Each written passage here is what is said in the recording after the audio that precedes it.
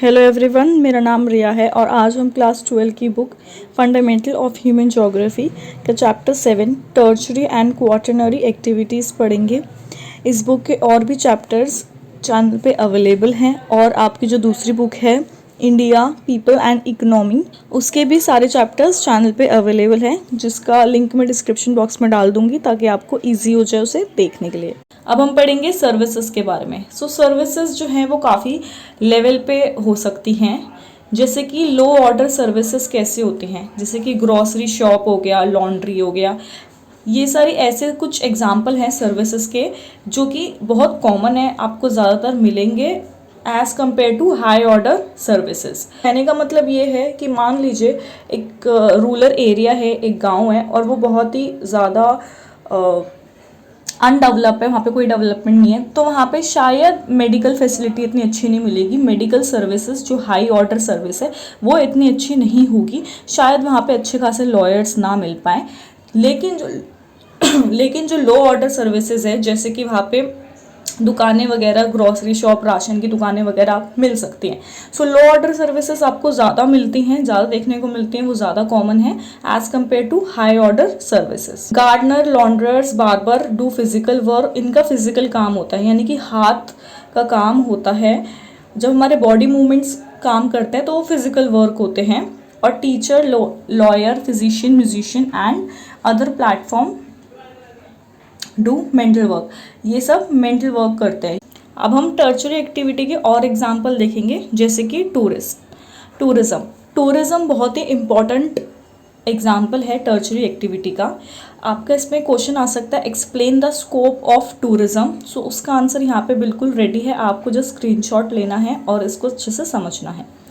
Tourism basically है क्या? Tourism is a travel undertaken for purpose of recreation rather than business. यानी कि tourism एक ट्रैवल होता है जो कि फन के लिए होता है, बिजनेस के लिए नहीं होता। It has become the world's single largest tertiary activity in total registered job 250 million and total revenue 40% of the total GDP। ये सिंगल लार्जेस्ट ऐसी टर्चरी एक्टिविटी है जिसने रजिस्टर किया है 250 million jobs and total revenue कितना है? 40% of the total GDP। Tourism करता क्या है? इट फॉस्टर, बढ़ाता है the growth of infrastructure industry, retail trading, craft industries. जैसे कि मान लीजिए आपने काफ़ी बार देखा होगा, अगर आप आगरा, ताजमहल या फिर किसी और टूरिस्ट प्लेस में गए हैं, वहाँ पे जो शॉप्स होती हैं उनके यहाँ पे कस्टमर रहते हैं, राइट। जैसे कि आपने बहुत ये सुना भी होगा, अगर आप नहीं गए, कि मैगी जो है वो पहाड़ों पे 25 रुपीज़ की मिलती है पर प्लेट, या मतलब जो एक्चुअल रेट है वो नहीं मिलता, उससे ज़्यादा मिलता है।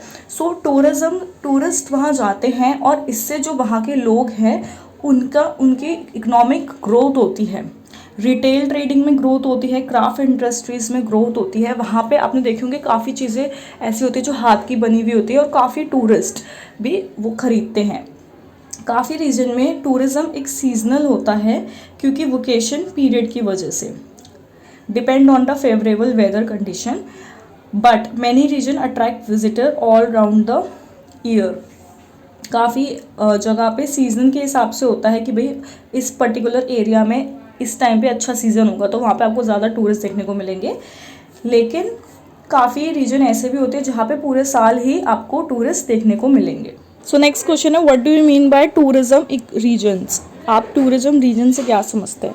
वो टूरिज्म रीजन वो प्लेसेस होते हैं जहाँ पे टूरिज्म सेक्टर जो है वो प्रोवाइड करता है एम्प्लॉयमेंट, रोज़गार काफ़ी सारे लोगों को।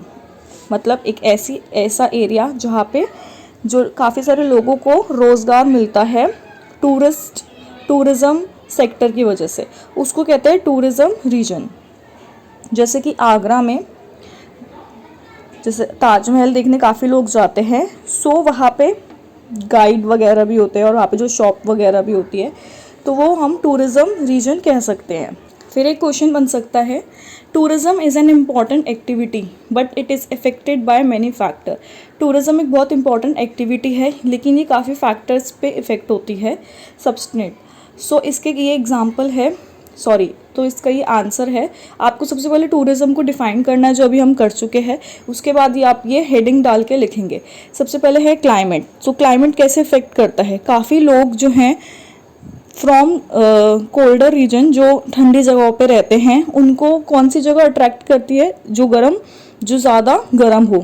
फॉर बीच हॉलीडेज़, ये सबसे ज़्यादा इम्पॉर्टेंट फैक्टर है टूरिज़्म का। Southern Europe and Mediterranean land offer करता है, मतलब वहाँ पे हाई टेम्परेचर होता है और काफ़ी ज़्यादा सनशाइन होती है, तो इसलिए वहाँ पे ज़्यादा लोग टूरिस्ट देखे जाते हैं। देन है लैंडस्केप। सो काफ़ी लोगों को अच्छा लगता है, they want to spend their time in mountains, lake, sea coast. So इस वजह से, क्योंकि हम रह नहीं सकते, राइट। जैसे माउंटेन्स, हिली एरिया किसको पसंद नहीं है, स्नोफॉल देखना किसे पसंद नहीं है, बट हम वहाँ रह नहीं सकते हैं। टूरिज़्म यानी कि टूरिस्ट, जब छुट्टियाँ पड़ती है हम सबकी, या फिर जब भी हम फ्री होते हैं, सो डेफिनेटली हम कहाँ जाते हैं? लैंडस्केप जैसे एरियाज़ पे। देन नेक्स्ट है हिस्ट्री एंड आर्ट। सो काफ़ी लोगों को पसंद है हिस्टोरिकल चीज़ें देखने। People even visit ancient towns because उनको अच्छा लगता है एक्सप्लोर करना different different places, palaces, kingdom, churches, ये सब चीज़ें। देन लास्ट है कल्चर एंड इकोनॉमी, और ये सब आपको अपनी बुक से मिल जाएंगे सारे points. So culture and economy, काफ़ी लोगों को एक्सपीरियंस करना अच्छा लगता है बाकी लोगों के कल्चर। सो ये भी एक फैक्टर है कि टूरिस्ट गेट अट्रैक्टेड। अब हम पढ़ेंगे मेडिकल टूरिज्म के बारे में। सो इसका क्वेश्चन बन सकता है, name the fast emerging countries of medical tourism in India. Question कैसे भी आ सकते हैं, ये जस्ट आपको एक एग्जांपल है कि कहाँ तक कैसे कैसे बन सकते हैं क्वेश्चन। सो ये है इसका आंसर। पहले हम उसको डिफाइन करेंगे कि मेडिकल टूरिज्म एक्चुअल में है क्या। सो when medical treatment is combined with international tourism activity, it lends itself to what is commonly known as medical tourism. इसका मतलब ये है कि कोई एक पर्सन है, वो किसी और कंट्री में जाता है अपना ट्रीटमेंट कराने, मेडिकल ट्रीटमेंट कराने, सो वो क्या कहलाया जाएगा? Medical tourism. About 55,000 patient from USA visited India in 2005 for treatment, जो कि बहुत अच्छी बात है, मतलब बहुत बड़ी अचीवमेंट है ये हमारे लिए। India has emerge as the leading country of medical tourism in the world. India जो है वो लीडिंग कंट्री है, it has emerge as leading country of the medical tourism in the world. Hospitals in India, Switzerland, Australia has been providing such services. और कुछ और example है, जैसे इसमें था ना कंट्रीज़, तो इंडिया के अलावा और कौन कौन सी कंट्री है? Switzerland and Australia. अब हम पढ़ेंगे क्वाटरनरी एंड क्यूनरी एक्टिविटीज़ के बारे में। सो हम इसको एक क्वेश्चन के थ्रू डिस्कस करेंगे। क्वेश्चन है, explain the similarities between quaternary and quinary activities.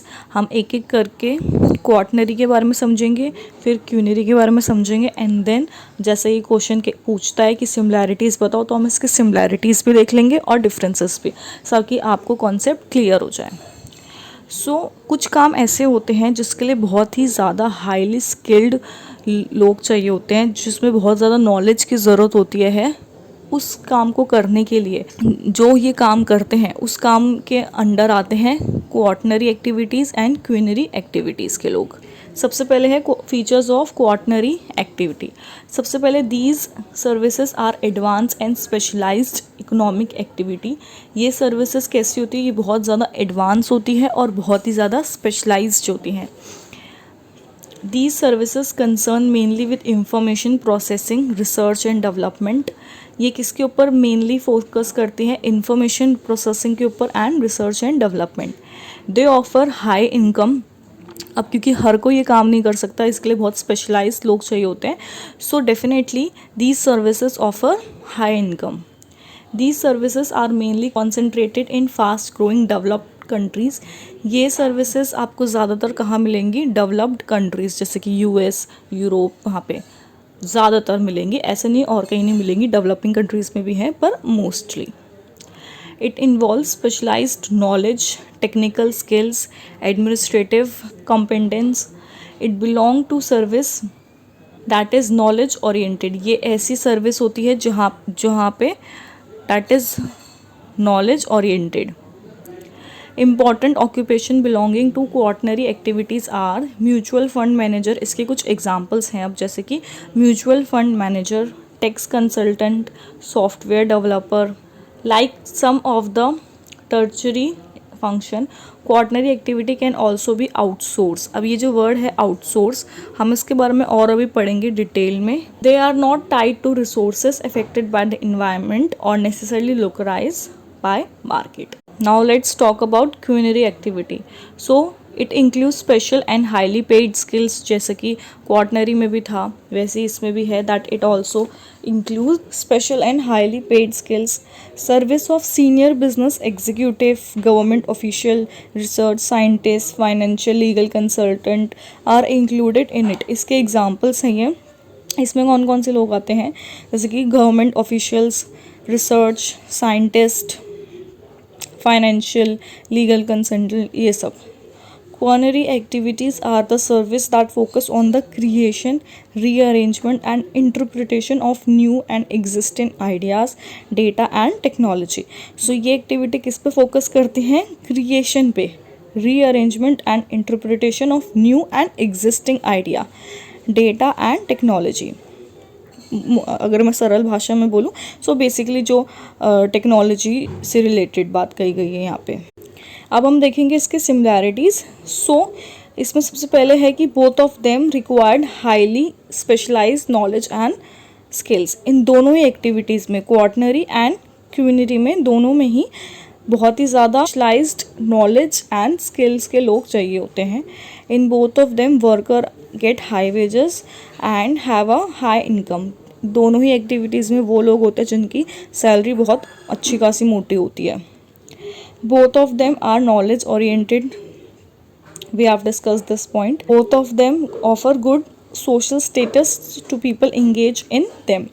Definitely अगर knowledge oriented है, specialized लोग हैं और इनकी इनकम हाई है तो डेफिनेटली इनका जो social status है वो भी अच्छा खासा ही होता है। अब हम इनके डिफरेंस देखते हैं। सो पहला डिफरेंस ये है कि क्वार्टनरी एक्टिविटीज़ जो है वो फोकस करती हैं रिसर्च डेवलपमेंट में, और क्यूनरी एक्टिविटीज़ जो हैं वो फोकस करती हैं rearrangement, interpretation of new and existing idea, data and technology में।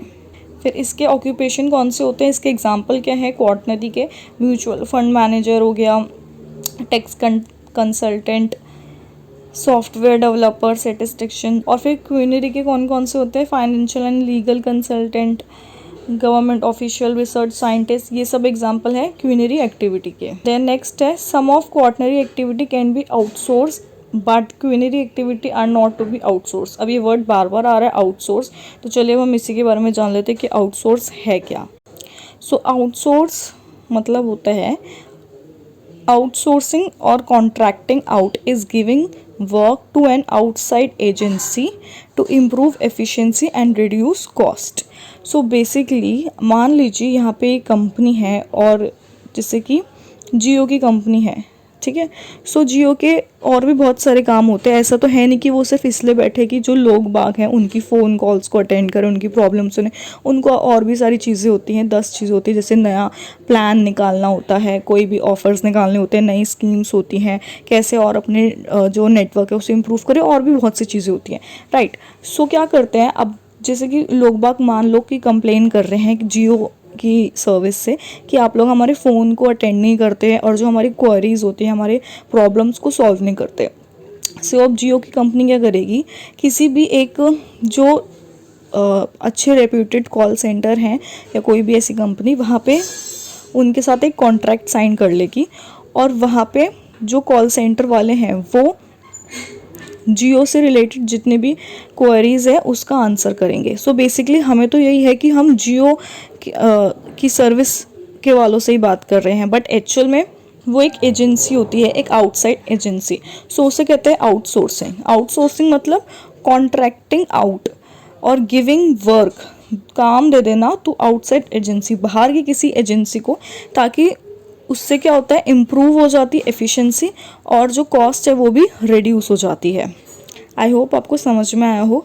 आउटसोर्सिंग मतलब किसी और कंपनी को या कोई और एजेंसी को कोई पर्टिकुलर काम दे देना, जिससे जो मेन कंपनी है उस पर थोड़ा जो बर्डन है वो कम हो जाता है, उनकी कॉस्ट थोड़ी रिड्यूस हो जाती है और वो और एफिशिएंटली काम कर पाते हैं।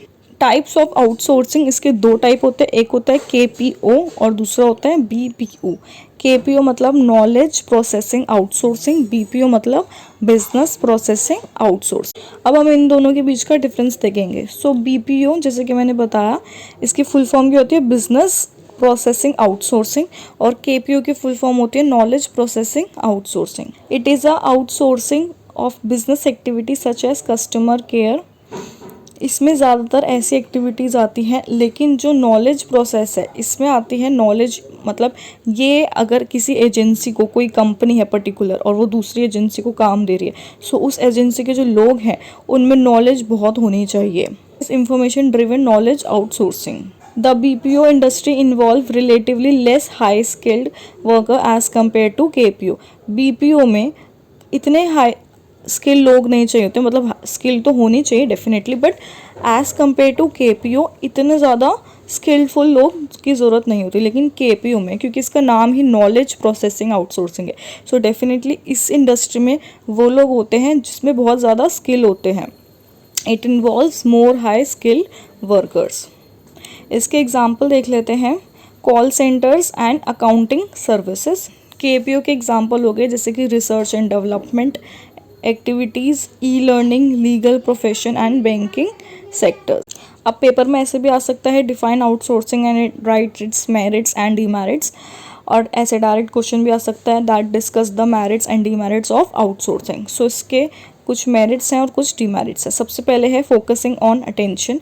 सो इसका सबसे मेन पर्पस है, जैसे कि मैंने जियो का एग्जांपल लिया था, कि जैसे जियो की कंपनी है, अगर उन्होंने कॉल सेंटर वालों को काम दे दिया कि अब आप जितने भी पूरे देश के लोग हैं या फिर जितने भी लोग हैं उनकी जो भी क्वारीज है आप वो सॉर्ट आउट करो, तो अब जियो वाले जो हैं वो अपनी बाकी चीज़ों में फोकस कर सकते हैं और वो और डेवलप हो सकते हैं। So focusing of attention. Then next है cost reduction, it reduce cost. And then next है economic development. So economic development में भी यही है, डेफिनेटली अगर उन्होंने अपने कुछ कुछ काम पर्टिकुलर एजेंसीज़ को दे दिए, सो उनकी कॉस्ट भी रिड्यूस हो गई इससे, और इससे क्या हुआ, धीरे धीरे वो डेवलप होंगे और उनकी इकोनॉमिक डेवलपमेंट होगी। सो अब हम पढ़ेंगे डीमेरिट्स। तो इसका सबसे पहला पॉइंट है कॉन्फिडेंशियलिटी। सो मान लीजिए यहाँ पे ए एक ऑफिस है और यहाँ पे बी है, ये दोनों एक दूसरे के कॉम्पिटिटर्स हैं। सो ए वालों ने एक एजेंसी को हायर करा, ठीक है, सो इन लोगों ने इनके साथ एक कॉन्ट्रैक्ट कर रखा है, लेकिन मान लीजिए ये जो है ये इसने धोखा किया और जितनी भी इसकी इम्पॉर्टेंट बातें हैं या फिर इम्पॉर्टेंट जो भी चीज़ें होती हैं वो जाके बी को बता दी, और बी क्या है, कॉम्पिटिटर है इसका, है ना। सो अब बी को क्या हो गया, बेनिफिट हो गया। सो ये इसका डीमेरिट हो गया कि आउटसाइड की एजेंसीज होती है तो उन पे ज़रूरी थोड़ी ना है कि वो हमेशा ही लॉयल रहेंगी। सो कभी कभार वो ऐसे भी करते कि जो उनके कॉम्पिटिटर्स होते हैं उनको जाके बता देती हैं। देन नेक्स्ट है रीसेंटमेंट इन देयर होम कंट्री। सो ज़्यादातर डेवलप कंट्रीज़ में ये रहता है कि डेवलप कंट्रीज़ में जो होते हैं वो जो उनकी आउटसाइड एजेंसी होती है वो डेवलपिंग कंट्रीज से होती है। सो जो वहाँ के लोग होते हैं डेवलपिंग कंट्रीज से वो इसलिए लेते हैं क्योंकि डेफिनेटली वहाँ पे जो उनका प्राइस है वो कम पड़ता है, ठीक है, सस्ता पड़ता है। सो जो डेवलप्ड कंट्रीज़ होती हैं उनके लिए ये बहुत डिसएडवांटेज होता है, क्योंकि ऐसे उनके यहाँ पे बेरोज़गारी बढ़ जाती है। देन नेक्स्ट है एथिकल कंसर्न। सो काफ़ी बार ऐसे होता है कि आउटसोर्सिंग में लोग बाग जो हैं they use child labour and they also violate labour laws. मतलब कॉस्ट को रिड्यूस करने के लिए, सस्ते में निपटाने के लिए वो कभी कभार बच्चों का यूज़ करते हैं और इससे चाइल्ड लेबर होता है, और कभी कभार वो वॉयलेट करते हैं जो लेबर लॉज होते हैं उसको भी, और वो डिस्क्रिमिनेट भी करते हैं on the basis of gender. So ये एथिकल कंसर्न में आता है। ये हमारा लास्ट टॉपिक है इस चैप्टर का, डिजिटल डिवाइड। सो इसका सिंपल सा क्वेश्चन हो सकता है, what is digital divide? In the present age of information technology some countries have better access to ICT than others. आज के टाइम पे कुछ कंट्रीज़ ऐसी हैं जिनके पास आईसीटी का एक्सेस बहुत अच्छा है। बेसिकली आप ऐसे कह सकते हो कि चलो आसान भाषा में बोलो तो टेक्नोलॉजी बहुत अच्छी है और कुछ कंट्रीज़ के पास नहीं है। इसी तरीके से कंट्री के अंदर भी कुछ कंट्रीज़ के अंदर भी ऐसा है कि जैसे ये कंट्री है तो यहाँ पे आईसीटी का एक्सेस अच्छा है और ये जो रूरल एरिया, गांव वाला एरिया, यहाँ पे एक्सेस अच्छा नहीं है। तो इससे क्या होता है, इट क्रिएट्स डिजिटल डिवाइड। ये डिजिटल डिवाइड कर देता है बीच में। जैसे कि इंडिया में network services like road, railway, telecommunication and internet are better in metropolitan city than in rural area. जैसे कि इंडिया में भी कुछ एग्जांपल्स हैं, रोड हो गया, रेलवे, टेलीकम्युनिकेशन, इंटरनेट, ये सब चीज़ें अच्छी हैं, बेहतर हैं मेट्रोपॉलिटन सिटीज़ में। किसके मुकाबले बेहतर है? रूरल एरियाज़ के। सो ये क्या करता है, ये डिजिटल डिवाइड क्रिएट करता है। सो ये था हमारा chapter 7, tertiary and quaternary activities. इस बुक के और भी चैप्टर्स चैनल पे अवेलेबल हैं, आप डिस्क्रिप्शन बॉक्स में चेक कर सकते हैं, आपको इजीली मिल जाएंगे। और अगर आपको इस पर कोई डाउट हो तो आप मुझसे नीचे कमेंट सेक्शन में पूछ सकते हैं, मैं पूरी कोशिश करूँगी इसका रिप्लाई करने की। And thanks for watching.